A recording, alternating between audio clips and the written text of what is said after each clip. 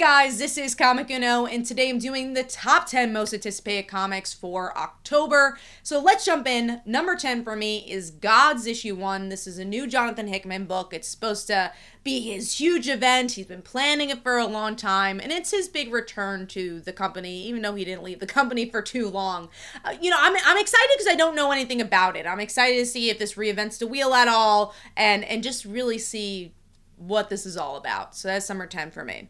Moving on to number 9, which is Ranger Academy issue 1. I really love Power Rangers, and I'm a sucker for a teen story. So if you could mix in school teen drama with Power Rangers and new characters and maybe the promise of new mythology, I'm definitely sold. Moving on to number 8, which is Hack and Slash Back to School issue 1. Again, teen school story, can't say no to that. And I like Hack and Slash. I love how long this series has lasted and how it's reinvented itself through miniseries and different volumes. And yeah, she's a cool character. If you like slashers, you should be buying Hack and Slash, and hopefully this is a good jumping on point for people who don't know much about the character. Moving on to number 7, which is the Sensational She-Hulk. It's just a renumbering of She-Hulk, Rainbow Rowell's arc, and I've been feeling like that's been a solid book for me, and I want to see exactly what the new direction is. Why are they renumbering? Is it going to be a lot of the same stuff happening from the previous volume, or is there a big kind of shocking moment that's going to happen with this issue 1?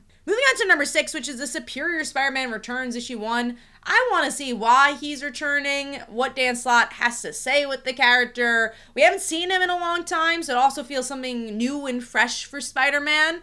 Yeah, I'm just curious to see what this is all about. And again, is there any twists and turns that, Dan Slott usually does do with his storytelling, especially with Spider-Man. Moving on to number 5, which is J. Garrick, The Flash, issue 1. This has been set up in JSA, also in Stargirl, because we get to see his long-lost daughter.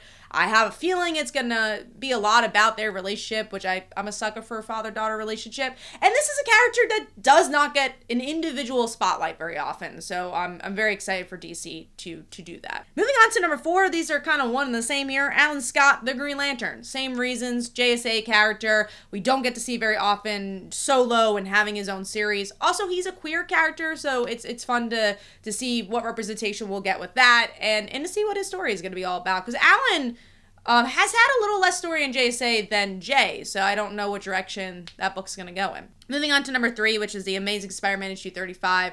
I've been really enjoying this previous arc of Spider-Man, and this one promises to shake up the whole entire Spider-Man universe and set up the next 15 issues of Spider-Man. So what is going to be the big moment? My guess is has something to do with Green Goblin, but will this really shake things up? Moving on to number 2, which is Midlife, or How to Hero at 50.